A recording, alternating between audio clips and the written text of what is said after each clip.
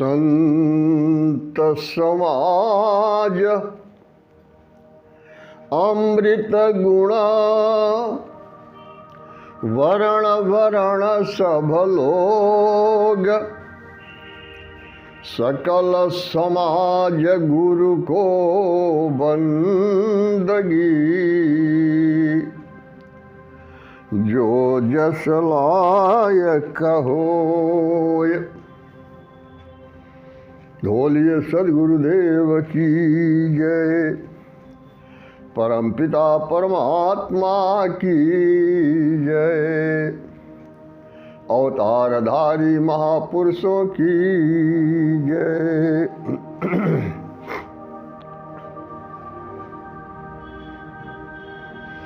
हरि में हरिजन, हरि में हरिजन, हरिजन में हरि, हरि हरिजन एक है भाई। हरि हरिजन में भेद जो करता, हरि हरिजन में भेद जो करता, ओ बाधे यमपुर जाई। जो हरि है वही हरिजन है, क्योंकि हरिजन जो हरि के भक्त हैं, जो हरि के अपने लोग हैं, उनके भी हृदय में हरि अनवरत विराजमान रहते हैं। और हरि के हृदय में जो भक्त हैं, जो संत जन हैं, वो सदा हरि के हृदय में विराजमान हैं। इसलिए हरि और हरिजन में कोई भेद नहीं है। जो हरिजन है वो हरि के ही प्रतिनिधि के रूप में है। इसी को कबीरदास जी भी कहते हैं कि साधु हमारी आत्मा, साधु हमारी आत्मा, हम साधुन के जीव। साधु मध्य यो रमू, जो पै मध्य घी। कहते कि संत साधुओं के अंदर मैं उसी प्रकार से रमण करता हूं जैसे घी में, दूध में घी रमण करता है। उसी तरीके से मैं भी साधुओं के अंदर रमण करता हूं। लेकिन साधु का भेष नहीं होता, साधु का गुण होता है।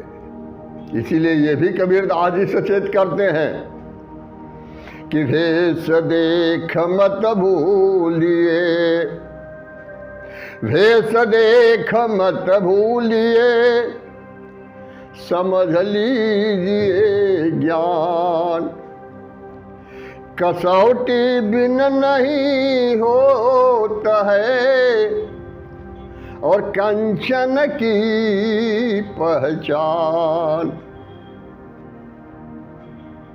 केवल रंग देख करके और भेष देख करके आप मत भूल जाइए, पहचान कर लीजिए।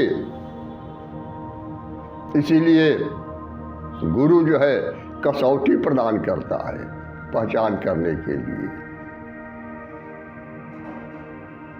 एक ही रंग का पित्तर भी होता है, स्वर्ण भी होता है, लेकिन अगर कसौटी स्वर्णकार के पास न हो, जैसे कि गृहस्थों के यहाँ जा करके बहुत से ऐसे धूर्त होते हैं जो धन दौलत रुपया पैसा सब लेके चले जाते हैं और उसके बदले में पित्तर की गोली देकर के और फंसा देते हैं। इसलिए कसौटी का होना जरूरी होता है, क्योंकि जो वास्तव में हरिजन है, जो संत पुरुष है, वही किसी भी शंका का समाधान कर सकते हैं। जो मनमुखी हैं तो मन के अधीन चलते हैं। ऐसे तो परमपिता परमेश्वर कण कण में रमण कर रहे हैं, घट घट में रमण कर रहे हैं, सब जगह विराजमान है। लेकिन क्योंकि जो मनमुखी होता है, मन की तरह सदा ही चंचल वो रहता है, क्योंकि मन का स्वभाव ही बताया गया है बगुले का। कहीं तो बगुला कहा गया है, कहीं पर उसको कागा कहा गया है। जैसे कागा के सामने 100 प्यालियां रख दो भिन्न भिन्न सामान का, सब में वो चोंच मार देगा, छोड़ेगा नहीं। लेकिन अगर हंस है तो दूध और जल मिला हुआ है, उसमें भी दूध और जल को अलग अलग कर देगा, दूध को पी लेगा, जल का परित्याग कर देगा। इसलिए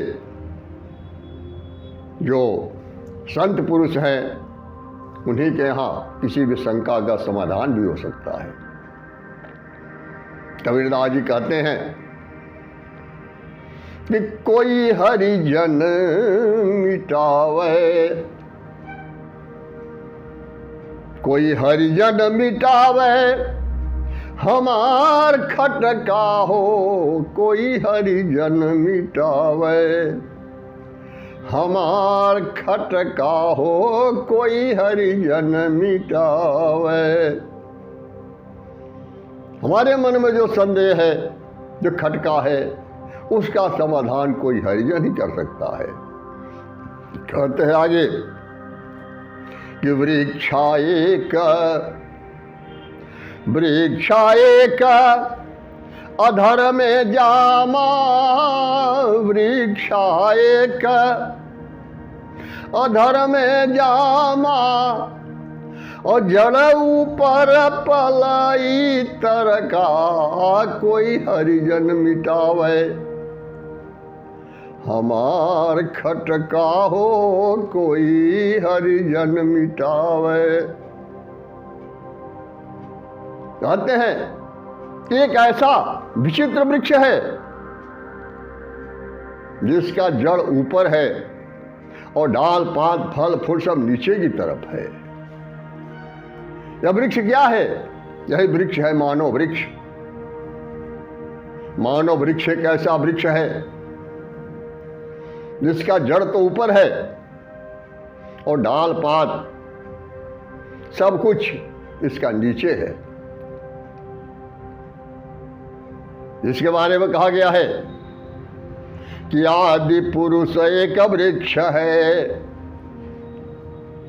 आदि पुरुष एक वृक्ष है, निरंजन वाकी डारा, और त्रिदेवा शाखा भये, पात भया संसारा। आदि पुरुष वही एक वृक्ष है और निरंजन देव उस वृक्ष की तना है। जो त्रिदेवा ब्रह्मा विष्णु महेश, ये शाखा है, डालियां हैं उसके, और सारा संसार पत्ते की तरह से है। यही ये मानव वृक्ष है। फिर आगे कहते हैं वो कि जल ऊपर लोहा उतरानी, जल ऊपर लोहा उतरानी, लौकी बूढ़ी गई तरका, लौकी बूढ़ी गई हो तरका, कोई हरिजन मिटावे हमार खटका हो, कोई हरिजन मिटावे। यदि जल ऊपर लोहा उतरानी, जल के ऊपर लोहा तैर रहा है। लोहा का मतलब क्या है? जो जड़ बुद्धि वाले लोग हैं, जो अहंकारी अभिमानी लोग हैं, वो ऊपर ऊपर ही यात्रा करते हैं। वो नीचे गहराई की तरफ नहीं डूब पाते। और जो भी अगर किताब पढ़ लिया, कुछ भी सुन लिया, तो उसी अहंकार में पड़े रहते हैं, अपने विद्वत्ता का, अपने धन का, अपने बल का, अपनी शक्ति का, अपने यश मान सम्मान मर्यादा का। इस अहंकार में हमेशा वो पड़े रहते हैं और इसका नतीजा ये है कि वो गहराई में डूब नहीं पाते। ये जड़ बुद्धि वाले लोहा की तरह से ऊपर ऊपर ही संसार के अंदर तैरते रहते हैं, क्योंकि संसार ही जल है, जलीय सृष्टि है। लेकिन जिसका मेरा समाप्त हो गया, लौकी का मतलब हल्कापन, बिल्कुल हल्का हो गया, क्योंकि संसार में भारी कोई है तो मेरा से है, मेरा धन है, मेरा परिवार है, मेरा पद है, मेरी प्रतिष्ठा है। तो मेरा मेरा मेरा मेरा जो करता है, तो मेरा जिसके पास जितना ही अधिक होता है उतना ही लोहे की तरह से जड़ बुद्धि हो जाती है और भारी हो जाता है। और जिसका मेरा अंदर से समाप्त हो गया वह गहराई में डूब जाता है, और जो गहराई में डूबेगा वही मोती पाएगा। उसी को कहते हैं कि जल ऊपर लोहा उत्तरानी और लौकी बूढ़ी गई तरका कोई हरिजन मिटावे, हमार खटका हो कोई हरिजन मिटावे। वाचत वेद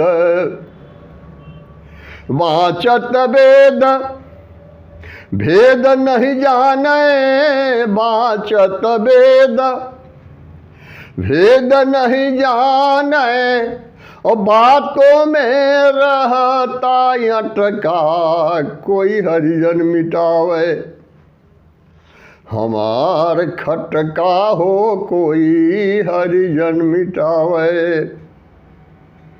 कहते हैं कि वेद पाठ कर रहा है, वेद पढ़ रहा है, लेकिन उसके रहस्य को नहीं जानता और केवल वार्तालाप में ही, बहस में ही दिन रात लगा रहता है।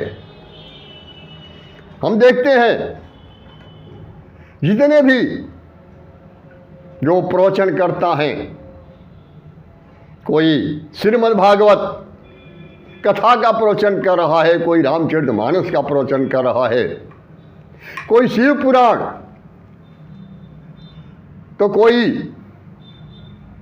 देवी पुराण, अनेक प्रकार के पुराण और ग्रंथों का वो प्रवचन करते हैं, पढ़ते हैं, लेकिन उसके रहस्य को, उसके भेद को वो जान नहीं पाते और केवल दिन रात बहस और बातों में ही लगे रहते हैं।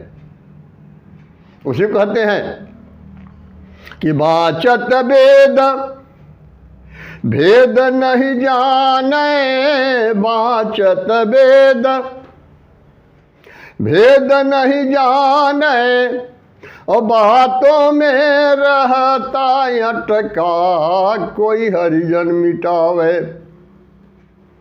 हमार खटका कोई हरिजन मिटावे।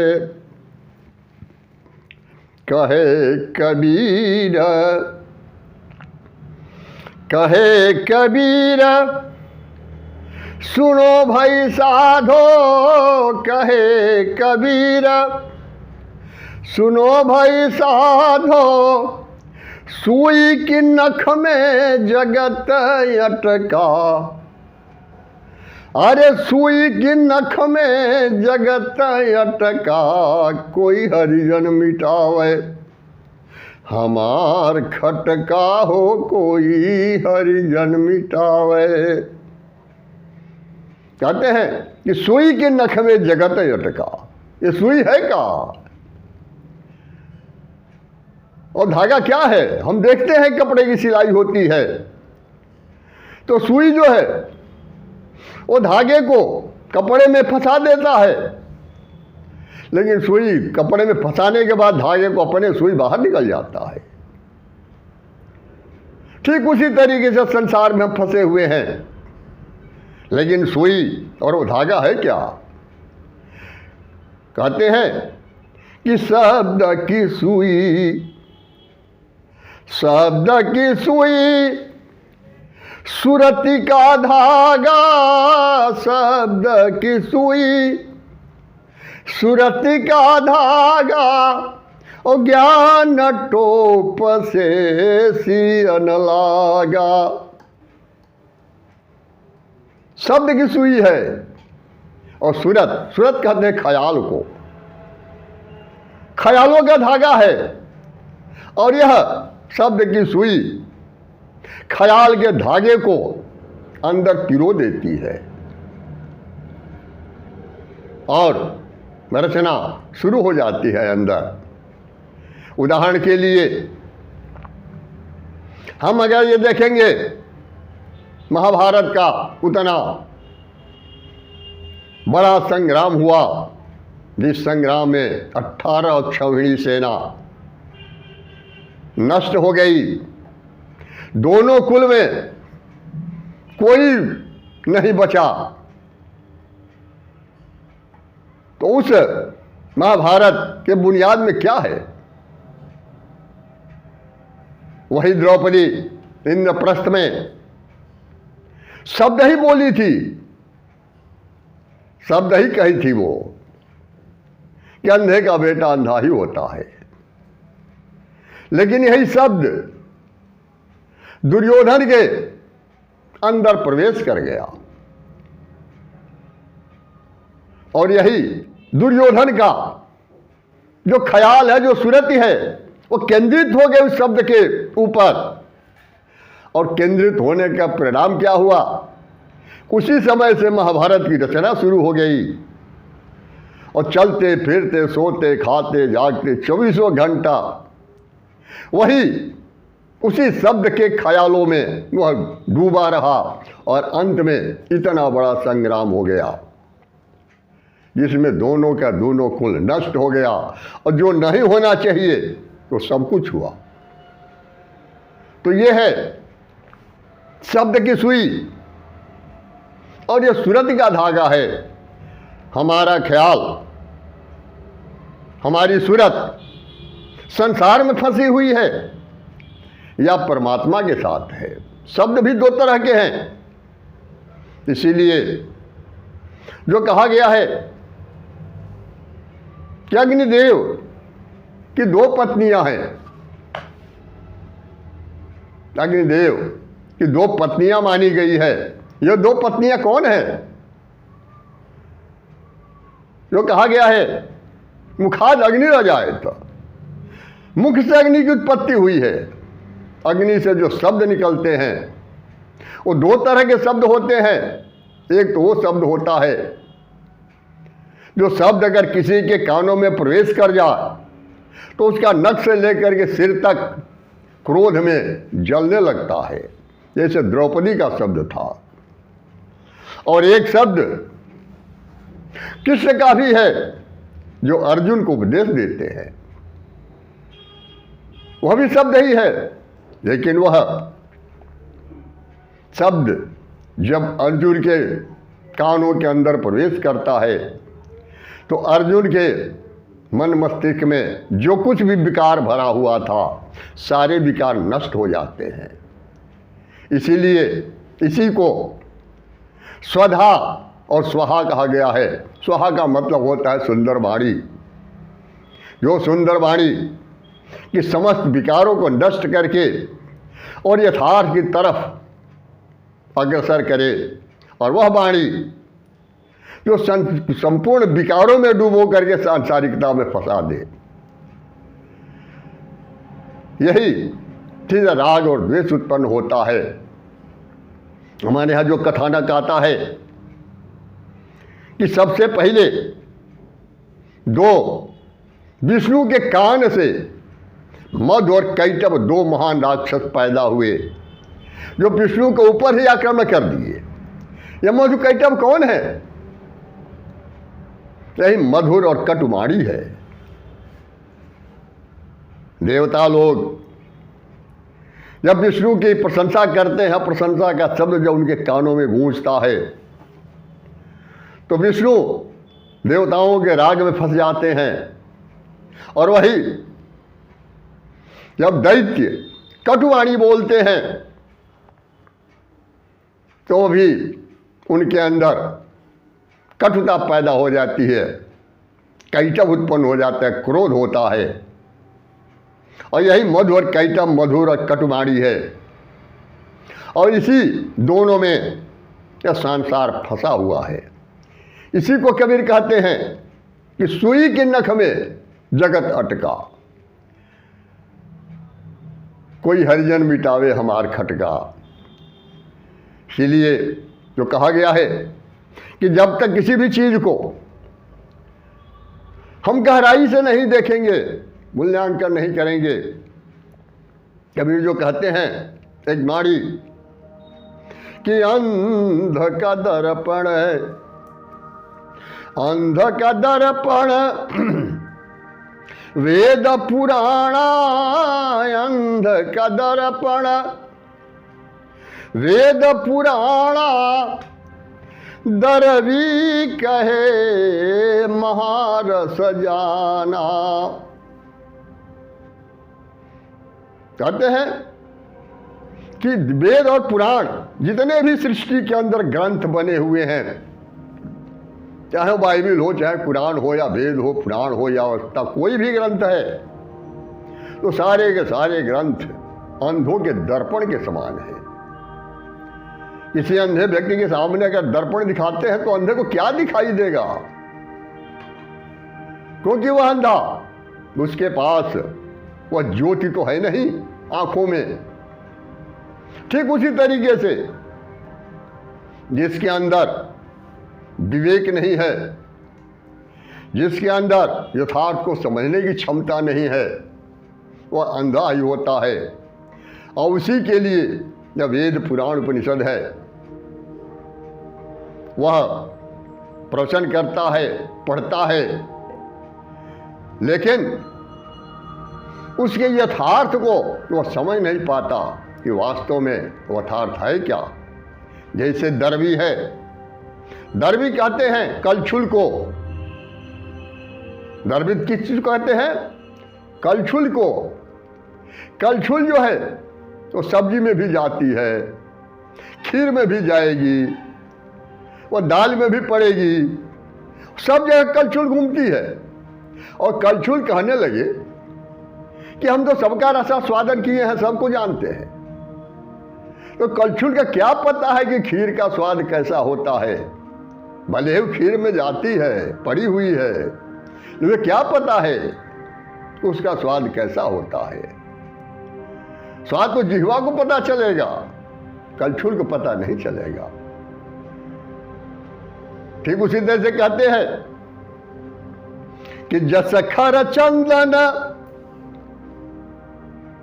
जस खर चंदन लादे उभारा, और परिमल वासन जाने उगवारा। जैसे गधे के पीठ पर चंदन लगा हुआ है, वह गधा उस चंदन के सुगंध को क्या जानता है? उसे क्या पता है कि चंदन का सुगंध कैसा होता है? वो तो बोल ढो रहा है। उसी तरीके से हम लोग ये सारा परंपराओं का बोझ ढो रहे हैं। इसलिए कहते हैं कि जब तक हम समझेंगे नहीं उस चीज को, गहराई में डूबेंगे नहीं, तब तक हमें यथार्थ का बोध नहीं हो सकता। फिर आगे कहते हैं कि कहे कबीर, कहे कबीर खोजे असमाना, को है कबीर खोजे असमाना, और सो न मिला जो जाय अभिमाना। सो न मिला जो जाय अभिमाना। किसी से कोई बात होती है, कहता है ऊपर वाला है, आसमान में खोज रहा है, और परमात्मा तुम्हारे भीतर मौजूद है, खोज रहा है आसमान में। आज तक कोई भी ऊपर वाले को देखा नहीं है। जिस किसी से कहा जाए ऊपर वाला जानता है, ऊपर वाले ने हमारे नसीब में ऐसा ही कर दिया। अरे ऊपर वाला कहाँ है? ऊपर वाला इसका कोई पता नहीं है। और अहंकार अभिमान में दिन रात पड़े रहते हैं, आसमान में खोजते हैं, लेकिन वह ऊपर वाला कभी मिलता नहीं है। जैसे एक दृष्टांत है, एक राजकुमारी थी, राजा की लड़की, और बचपन से ही वो उदासीन रहती थी। देखता था राजा की भाई ये तो न पढ़ती है, न लिखती है, न कुछ करती है। पूछा जाता था कि खाना खाई हो? ऊपर वाला जानता है। कुछ पढ़ोगी? ऊपर वाला जानता है। पानी पीना है? ऊपर वाला जानता है। जब कोई कुछ कहे, ऊपर वाला जानता है। इसके अलावा कुछ जानती ही नहीं थी, केवल ऊपर वाला जानता है। राजा भाई सोचा कि तब तो बड़ी मुश्किल है, और ऊपर वाली लड़की का विवाह भी तो ऊपर वाले से ही करना पड़ेगा, कि कहाँ ये ऊपर वाला मिलेगा। एक दिन एक नौजवान भिक्षुक आ गया, उनके यहाँ दिखाई दिया, बुलाए, ये क्या करते हो? ऊपर वाला जानता है। कहाँ रहते हो? ऊपर वाला जानता है। तुम्हारा नाम क्या है? ऊपर वाला जानता है। कहा कि अब तो ऊपर वाली लड़की के लिए ऊपर वाला लड़का मिल ही गया। अंत में दोनों का विवाह हो गया। राजा पालकी पर बैठा करके कन्या की विदाई कर दिया, और जितने भी मंत्री सैनिक सब गए, और उसको ले जा करके जंगल में एक बरगद का वृक्ष था, जिसके नीचे साफ सुथरा करके और वह रहता था। उसी बरगद वृक्ष के नीचे उसको छोड़ करके वो सभी लोग वापस चले गए। एक दिन लड़की जब बरगद के वृक्ष की तरफ देखी, तो देखती है कि बरगद की टहनी में छोटे छोटे गठरियां बंधी हुई है। और पूछी कह रहे ये क्या है? कहा कि ये सूखी रोटियां हैं, जब बच जाता है उसको बांध करके रख देते हैं कि जिस दिन अगर कुछ नहीं मिलेगा तो उस दिन इसी को खा करके गुजारा कर लिया जाएगा। अब तो लड़की रोने लगी, आंखों से आंसू की धारा बहने लगी। तो कहा कि मैं कहता था ना भाई हमारे पास कुछ है नहीं, लेकिन तू मानी नहीं, तुम तो जानबूझ करके विवाह की हो। चल नहीं, ऐसी बात नहीं है, हमारे साथ जबरदस्त धोखा हुआ है, क्योंकि तो डुप्लीकेट ऊपर वाला है। ऊपर वाले के ऊपर तुम्हें विश्वास नहीं है, ये देख करके मैं रो रही हूं। ऊपर वाले के साथ जिसका विश्वास ऊपर वाले पर है, उसके साथ हमारा संबंध नहीं हुआ। ये तो धोखा देने वाला ऊपर वाला है। क्योंकि जब ऊपर वाले पर विश्वास है कि सब कुछ करने वाला ऊपर वाला है, तो फिर इस गठरी की क्या जरूरत है? तो यही स्थिति है। सभी लोग कहते हैं ऊपर वाला जानता है, लेकिन घोर अहंकार में डूबे हुए हैं, अभिमान में डूबे हुए हैं। उन्हें ऊपर वाले पर भी विश्वास नहीं है, तो केवल मुंह से बोलते हैं।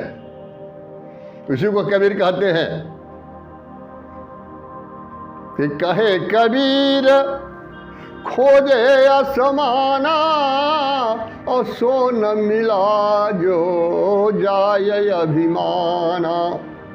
जब तक अहंकार अभिमान रहेगा तो घट के चौका में प्रकाश नहीं होगा, क्योंकि चौका दो होता है।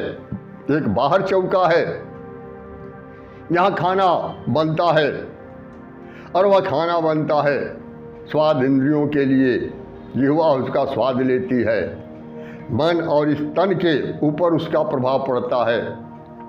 लेकिन चेतन आत्मा का जो खुराक है, वह खुराक तो घट के चौके के अंदर बनता है। और घट का चौका जो हृदय के अंदर है, वह तब तक प्रकाशित नहीं होगा जब तक तुम्हारे अंदर किसी प्रकार का अहंकार और अभिमान रहेगा। इसलिए इस अहंकार अभिमान का परित्याग करके हम सदगुरु के शरण में जाएं। सदगुरु शरणम गच्छामि। बोलिए सदगुरुदेव की जय। परम पिता परमात्मा की जय। अवतारधारी महापुरुषों की जय। ज्ञानी को, ध्यानी को, गुप्त को, प्रगट को, सकल संत समाज को सत्य नाम साहेब।